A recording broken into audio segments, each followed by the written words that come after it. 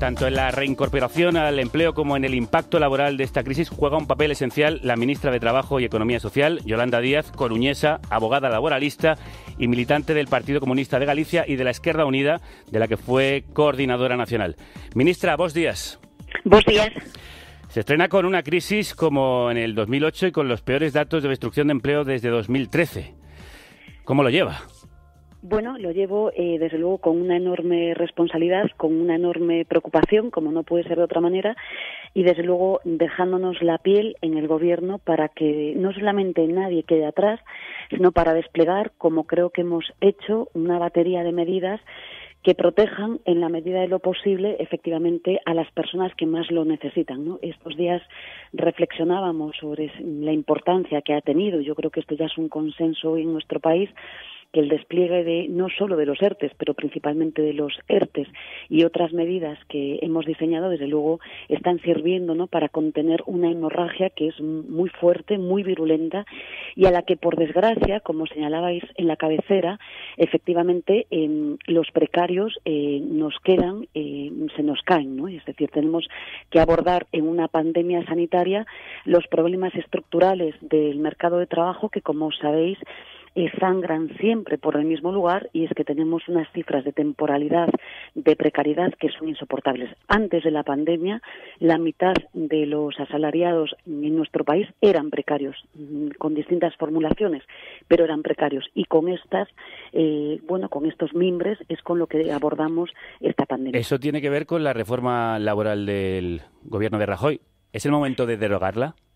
Bueno, creo que es el momento de abordar la precariedad laboral. Comparecía la semana pasada en la comisión parlamentaria exponiendo los datos de paro registrado y de afiliación a la Seguridad Social, y cualquiera que los observe ve con claridad justamente que el empleo, los contratos indefinidos, ¿no?, se afectan como todo en España, pero aguantan en términos porcentuales, y efectivamente digamos que la hemorragia está justamente en los contratos y las modalidades contractuales precarias. Por tanto, desde luego hice un llamamiento en la Comisión de Trabajo a llegar a un acuerdo contra la precariedad, y es cierto que tuvo una gran acogida, excepto las fuerzas de la derecha y de la extrema derecha, que a día de hoy no sé lo que piensan. Y eso que usted decía, abordar la precariedad, significa, y repito la pregunta, derogar la reforma laboral del gobierno de Rajoy, bueno, que usted ha defendido, por cierto. Que usted ha defendido esa derogación. Y seguimos defendiéndola. Lo que ha hecho el Partido Popular es el único término comparativo que tenemos, ¿no?, de abordaje a una crisis que es diferente. La crisis financiera tenía una causa concreta, esto es mucho más complejo, no hace falta que lo señale, pero sí que la Ley 3/2012 sustancialmente lo que hizo fueron dos cosas: facilitar el despido, abaratar el despido y digamos que propiciar la mayor devaluación salarial que se ha conocido en nuestro país y precarizar las relaciones laborales, ¿no? Esto tiene que ser corregido. La diferencia de las medidas, pues, muy sencillamente, hay que cambiar el marco normativo. ¿Eso quiere decir entonces derogación de la reforma laboral? Que es que no me quiere contestar a la pregunta, ministra. Sí, pero es que ya lo he contestado cientos de veces. Claro que hay que derogar la reforma laboral. ¿Cuándo? Y abordar, desde luego, en cuanto nos permita la situación de la pandemia. No tenga la menor duda. Lo he dicho, creo que antes de la pandemia, y lo vuelvo a decir. No podemos mantener una estructura de un mercado laboral que, le iba a decir, efectivamente, si miramos la comparativa de nuestras medidas en relación a las que toman, por ejemplo, Alemania, son muy semejantes. Sin embargo, nosotros no somos capaces de atrapar, de retener a las personas que tienen relaciones laborales precarias, en mal estado. Son relaciones laborales patológicas, y como son relaciones laborales patológicas que afectan en un 34% a las personas jóvenes de nuestro país, sí, que son el futuro, desde luego ha de ser corregido, pues sin lugar a dudas. Ya que ha citado a Alemania, están tomando una fórmula distinta. Ellos están dopando a las empresas para que mantengan a los trabajadores. España parece que está dando más dinero a planes de rescate social. No sé si ¿no habría que reactivar la economía ayudando a quienes dan trabajo, no solo a quienes lo están perdiendo? Bueno, yo creo que hay que hacer varias cosas, ¿no? En una crisis de oferta y de demanda, como es la que ha causado la pandemia de la COVID-19, hay que hacer, desplegar, como se está desplegando, múltiples acciones. En primer lugar, claro que tenemos que inyectar crédito para que los autónomos, las pequeñas empresas, tengan posibilidad, ¿no?, de poder no solamente pagar las facturas. Hoy tenemos cientos y cientos de negocios que son pequeños autónomos, un mundo que conozco bien, ¿no?, que son personas con unas actividades mercantiles modestas, por decirlo así, ¿no? Y, desde luego, necesitan del crédito con prontitud, necesitan de exoneración, ¿no?, de muchas medidas que se están implantando. Pero también necesitamos, lógicamente, el despliegue de medidas que desde el Ministerio de Trabajo hemos hecho. Creo que son muy importantes. Es la primera vez en España que damos respuesta, por ejemplo, vinculado a los ERTES, pues a que puedan acceder a la prestación, no al subsidio, a la prestación de desempleo, las personas que incluso no hubieran cotizado la misma, y además no se les va a descontar, al revés, se les va a reponer, ¿no?, la prestación que estén consumiendo en estos momentos. Lo que esto es muy importante, porque hay personas que están preocupadas, están diciendo, ahora mismo me veo reducido hacia un futuro la prestación a la que pueda tener. Le reponemos, ¿no?, esta prestación, igual que tenemos un despliegue social que, como señalabais, es muy relevante. Hay que hacer de todo, porque tenemos que mantener, por supuesto, la actividad de las empresas, pero los trabajadores, en definitiva, la economía, y evitar una crisis social. ¿Se van a ampliar los ERTES tras el estado de alarma para evitar la sangría de paro?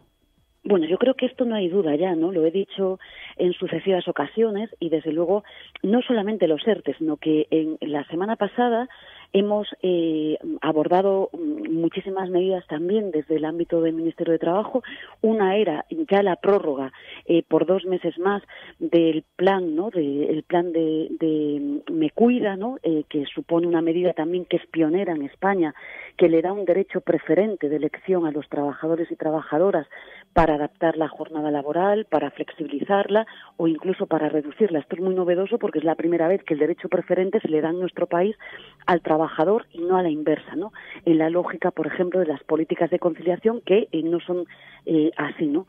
Pero también hemos prorrogado el mal llamado, si me permitís, teletrabajo, porque en la etapa, ¿no?, de transición, muchos de nosotros y muchas de nosotras vamos a continuar teletrabajando, pero hemos también desplegado, ¿no?, medidas que tienen que ver con, prestaciones públicas de desempleo a aquellas personas que se encontraban en periodo de prueba y otras realidades, pero también hemos amoldado una nueva modalidad de ERTES que son de carácter parcial para aquellos sectores que, siendo esenciales y estando abiertos, tienen una carencia en la facturación. Y he dicho reiteradamente que los ERTES, por supuesto, han de continuar y están siendo negociados a día de hoy en la mesa de diálogo social. Ministra, ¿cómo se va a financiar todo este paquete de medidas? ¿Se plantea subir los impuestos a las rentas más altas o recaudar a través del impuesto de patrimonio? Bueno, en primer lugar, lo que tiene que ver con el desempleo, recordemos que cotizamos por esta realidad, ¿no? Porque a veces hay una discusión en torno a que, si esto es como poco menos, ¿no?, que algo que concedemos, ¿no? Los trabajadores y las trabajadoras cotizan y tienen derechos, y por tanto, el primer elemento es que se está cotizando para que tengamos protección social, y esto es un elemento muy importante. Quiero recordar también, con la reforma laboral del PP, el recorte de 25 puntos en protección social que propició Mariano Rajoy y el Partido Popular en términos de desempleo. Usted insiste en el mismo punto, es que entonces a lo mejor había que derogar esa reforma ya, no esperar a que pase la crisis. Pero yo creo que esto no es tan sencillo como usted está diciendo. No se puede si usted insiste en ella como uno de los problemas que tiene nuestro sistema laboral, por eso le decía, cuanto antes se derogue. Yo creo que no hay ninguna duda, de verdad. Yo creo que hasta los economistas hoy ortodoxos saben que tenemos un problema con la precariedad. Me consta que esto es una evidencia, y la precariedad obviamente está contemplada en la última reforma laboral de Mariano Rajoy, y estas medidas, no tengamos dudas, son las que están dificultando la salida ahora mismo de esta enorme crisis social que ya tenemos. Le decía, ¿cómo financian ustedes el paquete de medidas? ¿Puede subirse los impuestos a las rentas más altas o, por ejemplo, utilizar el impuesto sobre el patrimonio, sobre todo para quienes tienen más? Bueno, creo que aquí el elemento central es el papel que juegue la Unión Europea, ¿no? No obviemos este debate, porque estoy diciendo estos días que la historia nos va a juzgar, ¿no?, por lo que hagamos en esta crisis al gobierno, lo que hagan las comunidades autónomas, lo que haga la oposición, pero singularmente lo que haga la Unión Europea. O la Unión Europea en esta ocasión está a la altura de las necesidades de los trabajadores y trabajadoras europeas. Veamos los datos, ¿no?, que está señalando la OIT de destrucción de empleo, que son más que preocupantes, o realmente tenemos un grave problema. Segundo, es evidente también que nuestro país tiene una brecha de 7 puntos de presión fiscal con el resto de los países europeos. Hablamos de más de 70.000 millones de euros, que son, junto con también la brecha en gasto público, nos distancian singularmente de Europa. Por lo tanto, esto está contenido, como sabéis, en el programa de gobierno, y desde luego hay que caminar hacia medidas que permitan, primero, la justicia fiscal en este país. Quien paga, ¿no?, quien sostiene los servicios públicos en su gran parte, ¿no?, son las rentas de los trabajadores y las trabajadoras.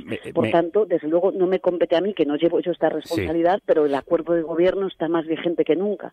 Por eso digo, supongo que entre las muchas cosas que han discutido los consejos de ministros y ministras, esta cuestión ha salido a la luz. ¿Se plantea de este gobierno de progreso y coalición subir los impuestos a las rentas más altas? Le pido una respuesta sencilla y sincera, si la tiene. Pero es que yo creo que esto está ya en el programa de gobierno. O sea que sí. Y no, es que el debate no está, lo vuelvo a decir, en subir o bajar impuestos. El debate está en quién paga impuestos.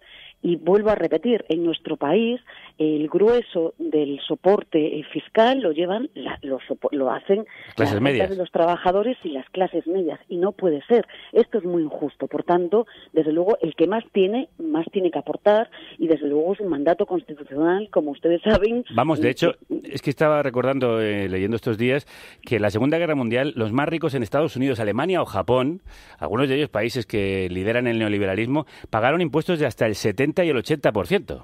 No, pero yo le hago un recordatorio. Pensemos cuáles eran los tipos que se pagaban en la época de Felipe González en España. Quiero decir que no hay que irse ya a ningún otro país, ¿no? Por tanto, lo que hemos tenido son muchos años, ¿no?, de bajada de impuestos, en fin, singularmente, ¿no?, a las posiciones más elevadas, y esto debe de ser corregido. En primer lugar, porque si algo nos deja patente, ¿no?, esta enorme pandemia, o cuando nos ubiquemos en la nueva normalidad, que no puede reproducir las pautas de la vieja normalidad, por favor, no. Es que salimos, efectivamente, la vieja normalidad era una precariedad, una temporalidad de más de 26 puntos en nuestro país. Es intolerable. Pues, desde luego, bueno, tenemos que salir con algo claro, y es que los servicios públicos son imprescindibles en nuestro país: la sanidad pública, la educación pública, la administración de justicia, la dependencia, el cuidado de los mayores, el cuidado de nuestras hijas. Es que esto no puede ser. Por ir fijando puntos que tenemos que ir pasando, que sé que usted tiene una cierta prisa. Entonces, también podemos decir que la subida a los impuestos a las rentas más altas también está en previsión dentro de este gobierno.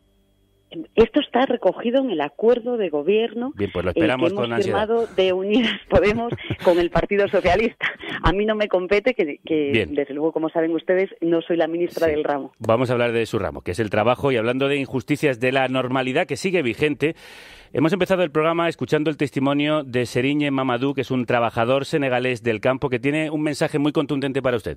¿Cómo puede trabajar 12 horas? ¿Cómo puede trabajar 13 horas? Y yo quiero que la ministra del Trabajo sea al tanto de esta, que sepa que los inmigrantes, hay muchos inmigrantes ilegales que van a ser esclavizados, que van a ser tratados de forma infrahumana este año, porque saben que necesitan trabajar. Ministra, ¿qué le parece que exista un mercado de explotación y semiesclavitud en el campo español? Vergüenza, me parece. ¿Y qué piensan hacer para acabar con esa vergüenza? Bueno, fíjese que justamente antes de la pandemia, el relator de Naciones Unidas, ¿no?, sacaba los colores a nuestro país por las condiciones justamente en las que trabajaban trabajadores en el campo en algunas provincias de España, ¿no?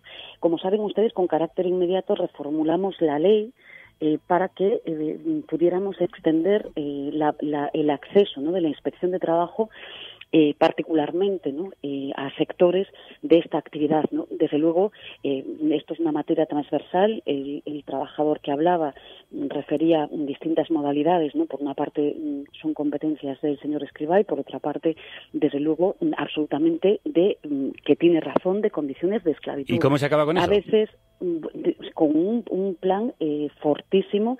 Como saben ustedes, la Inspección de Trabajo tenía justo antes de la pandemia diseñadas un despliegue de actuaciones en esta materia que se han visto interrumpidas por la creación de una oficina específica de abordaje a la COVID-19, pero desde luego esto tiene que ser sobre todo corregido. Porque están sirviendo la fruta y la verdura que comemos cada día mientras trabajan en esas condiciones y viven en esas condiciones infrahumanas. Es una vergüenza. Yo digo siempre que las condiciones en las que están desplegando servicios esenciales los trabajadores y las trabajadoras en muchas provincias de nuestro país recuerdan y hacen real Novecento. Por tanto, claro, esto debe ser corregido. ¿Y por qué el gobierno de izquierdas no hace permanente la regularización que ha propuesto en lugar de temporal, como se ha decretado? Bueno, yo, como sabe usted, obviamente somos una coalición, tenemos posiciones diferentes. También es cierto que tenemos... ¿Usted habría hecho una regularización permanente entonces? Bueno, yo creo que hay modelos, con franqueza, le voy a contestar con las preocupaciones que tengo. Es decir, piensen que tenemos personas migrantes en nuestro país que están trabajando y por sus condiciones, ¿no?, de no poder acceder, ¿no?, a las condiciones de regularización, pues las estamos privando de un derecho fundamental como son los subsidios a posteriori. Por tanto, estamos generando una cadena de discriminaciones y de desigualdades que no hablan bien de nosotros mismos, ¿no? Por tanto, insisto, este es un tema transversal que afecta a multitud, ¿no?, de departamentos, pero que ha de ser abordado. No me compete a mí las materias de migración, pero singularmente creo que los derechos fundamentales han de ser cumplidos, y esta es la clave. Eso quiere decir que sí estaría a favor de una regularización permanente de las personas trabajadoras que están ahora mismo en nuestro país. Lo que ha hecho nuestro país en alguna ocasión, ¿no?, sobre todo ante demanda, ¿no?, de mano de obra, como conocen, fue propiciar mecanismos de este tipo. Algún país también de nuestro entorno lo está haciendo, ¿no? Pero yo me debo en esta ocasión al Gobierno de España, y la posición que se ha tomado es la que se ha tomado, y obviamente, desde luego, claro que personalmente y con la adscripción política que tenemos cada quien, tenemos, como saben, posiciones propias, pero me debo en esta ocasión al Gobierno de España. Creo que la he entendido. Bueno, quería preguntarle por trabajo, por empleo, por esos trabajos invisibles que se han visibilizado en esta crisis porque están manteniendo la economía básica. ¿No es el momento de reconocer el trabajo doméstico que hacen sobre todo las mujeres y darles derechos laborales que no tienen? Estoy tan de acuerdo que, fíjese, por primera vez en España hemos reconocido en un tiempo muy rápido algo que venían demandando desde toda la democracia las trabajadoras del hogar, y hablo en femenino, ¿no?, el subsidio por desempleo en esta ocasión. Fíjese que también antes de la pandemia recibíamos en el Ministerio de Trabajo a Guy Ryder, el director general de la OIT que recibimos en España, y anunciábamos, ¿no?, la ratificación del convenio 190 de la OIT y también el 189, que tiene la importancia, el 189, que habla del trabajo doméstico, justamente porque reconoce la prestación pública por desempleo. Siempre digo que excluir a las trabajadoras domésticas de un derecho fundamental, ¿no?, en los trabajadores, como es la protección por desempleo, es señalar que hay discriminación, ¿no?, en las relaciones laborales. El Gobierno ha dado un paso de gigante, y es que por primera vez se le reconoce un subsidio, además incardinado en la lógica del sistema que tenemos hoy en el propio SEPE, ¿no? Por tanto, hemos dado un paso de gigante que nos va a permitir después ratificar con rapidez el 189. ¿Y qué van a hacer con los repartidores, los autodenominados riders, que han sufrido bajadas de hasta un 50% de sus tarifas en plena crisis y que viven en un sector en el que sigue sin cumplirse las sentencias que les reconocen como falsos autónomos? ¿Este gobierno piensa acabar con esa ilegalidad? Sí, de hecho también justamente antes de la pandemia, como creo que esto ya es muy conocido, tenemos preparada, ¿no?, la modificación legislativa para el reconocimiento justamente de la laboralidad de los denominados riders, ¿no? Y esto estaba así, y es cierto que ha caído la pandemia y digamos que esto quedó aparcado, y es cierto, y quiero reconocerlo, que todos los trabajadores y trabajadoras que se vieron, ¿no?, en medio y siguen en medio de la pandemia, efectivamente no solamente tienen problemas porque son legalmente autónomos, pero como siguen trabajando no pueden acreditar la reducción del 75% de la afectación de su facturación, no podemos laboralizarlos en este momento, y ellos, aún encima en esta ocasión, ¿no?, la multinacional lo que ha hecho es aún encima bajar los precios, es decir, es un auténtico escándalo. Pero ya le digo, esto sí que es muy conocido, que justo antes de la pandemia, y además en tiempo muy rápido, porque la semana pasada llevábamos aquí 3 meses, tenemos una propuesta legislativa para regularizarlos. ¿La van a acelerar? Este debate la vamos a acelerar, sin lugar. Lo que pasa es que estamos en condiciones extraordinarias, es decir, el propio trámite, ¿no?, de proyectos de ley y demás está en condiciones, si me permite, excepcionales. Voy volando. Esto es muy conocido, sí. Voy volando, que me dicen que se tiene que ir en muy breve espacio de tiempo. Una de las medidas estrella de su gobierno es el ingreso mínimo vital, que anunciaba así el ministro de Seguridad Social, José Luis Escrivá, en la cadena SER. El anuncio va a ser pronto, inminente. Yo diría que lo que más importante, más allá del anuncio, es cuándo podremos llevar esa norma al Consejo de Ministros, y eso ocurrirá en algunas semanas. Consiste en 500 euros para personas solas que acrediten menos de 200 euros mensuales, 950 euros para parejas con menos de 450 euros de media mensual entre ambos, y además se sumarán 100 euros por cada menor en la casa y 150 euros por cada menor en las familias monoparentales, y solo podrán recibirlo quienes no estén cobrando ninguna otra prestación. ¿Por qué solo 3 meses de esta renta básica, que es parte del acuerdo del gobierno de coalición? No van a ser 3 meses. La renta básica, el ingreso mínimo vital, ha venido para quedarse. De hecho, creo que después, ¿no?, de el debate que ha existido en torno a esto, la convicción es que esta medida se queda ya, y esta medida quizás es la que más urgencia tiene en el momento actual. Es decir, hemos sido capaces de desplegar un montón de acciones que protegen, digamos, a los trabajadores y trabajadoras que están, ¿no?, en los circuitos ordinarios, por decirlo así, pero es que somos conscientes que parte de la precariedad, por ejemplo, o parte de la economía irregular, no somos capaces de abordarla aquí. Pero no solamente eso, es que tenemos cifras de pobreza en nuestro país, de pobreza infantil, que son insoportables. Por tanto, esta quizás es la medida que más necesita nuestro país, y que con prontitud va a salir adelante. ¿Es una paguita, como dice la derecha, que desincentiva la búsqueda de empleo? Bueno, yo creo que la derecha, desde luego, se descalifica por sí misma, ¿no? Más allá de la oposición, ¿no?, que tiene, casi golpista, ¿no?, porque desde luego están centrados en una operación de intentar derrotar, ¿no?, al gobierno, y desde luego no le conozco propuesta política alguna para salir de esta crisis. Por ejemplo, doy un dato siempre estos días, ¿no?, la diferencia con unos y con otros, pues lo que han hecho ellos, nada más llegar, como saben, ya que se habla tanto de ERTES, ha sido suprimir la autorización administrativa en estos trámites, ¿no? Quiero decir que son tan diferentes sus gestiones a la que está practicando el Gobierno de España que, son sonrojantes, hablan por sí mismas, están en otra operación.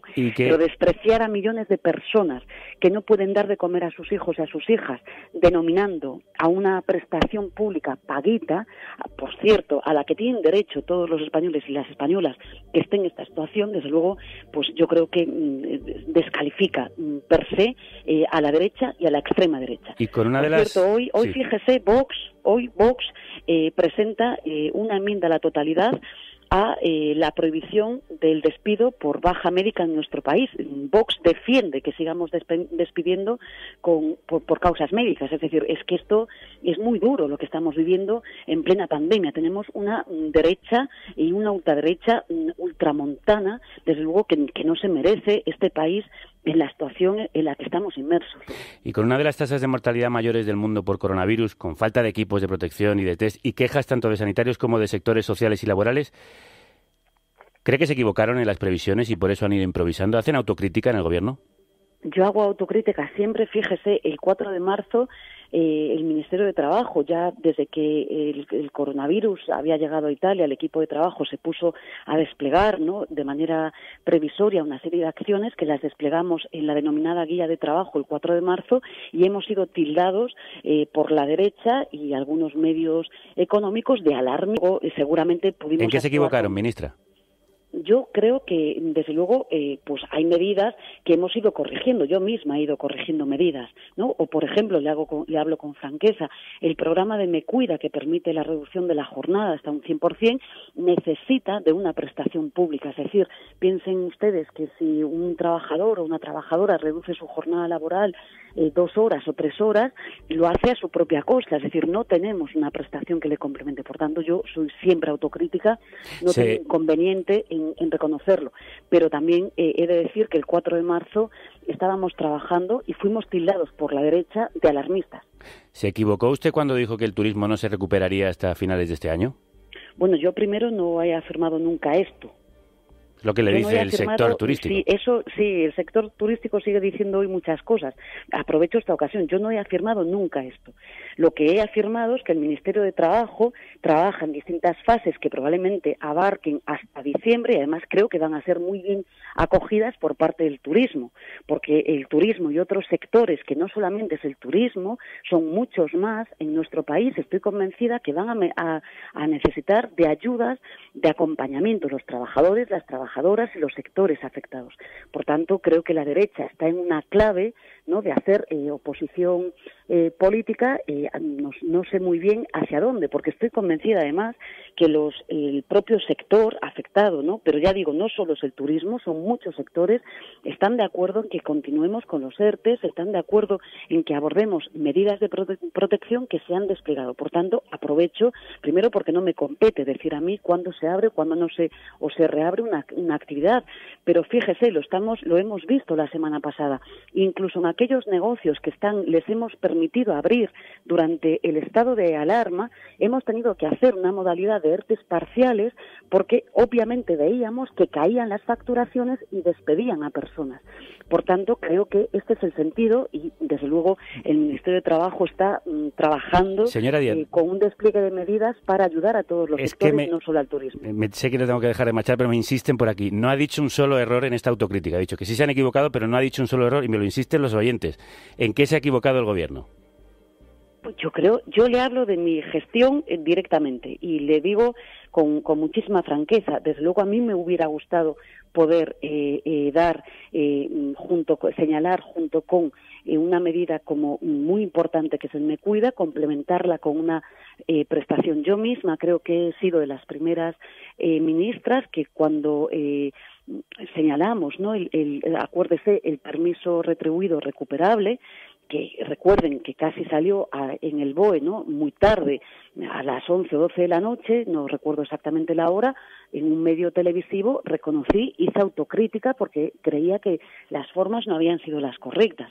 Pero insisto, a mí no me caen los anillos por reconocer errores. Fíjese, creo que hemos ido con prontitud. El primer gobierno ha salido el señor Iglesias, el vicepresidente, rectificando sobre una medida que se adoptó en torno a las salidas de los niños y de nuestras hijas. Quiero decir que de verdad que a mí desde luego no me van a caer los anillos por reconocer errores o por hacer autocrítica, pero le estoy señalando varios, ¿no?, en los que, desde luego, además que yo me siento muy orgullosa, es decir, a veces se ve como algo malo y yo creo que un gobierno que rectifica es un gobierno que está escuchando y que además es muy respetuoso con la ciudadanía a la que lo está pasando muy mal, ¿no? Ministra, la dejo marchar, que es que más me están insistiendo por parte de su gabinete de prensa, que tiene usted además reunión con el presidente. Lo hago deseándole suerte, que como dicen en Portugal, será la suerte de todos y de todas, y con un tema con el grupo con el que hemos empezado, un artista gallego que se llama Bayuca y que canta a su tierra, Fisterra, en este tema. Hablo en galego, o sea, sí. a ver si puedo pronto ir a visitar, como todos queremos, a nuestras familias, pero también a ver el mar, que creo que lo echará de menos. Oxigena mucho, sin lugar a dudas. Esto es muy duro. Pues para curar esa morriña le traigo este tema que se llama Fisterra, del artista gallego Bayuca, con otro artista gallego, y es Carlangas, el cantante de Novedades Carmiña. Graciñas, ministra. Gracias. Un aperta, un biquiño.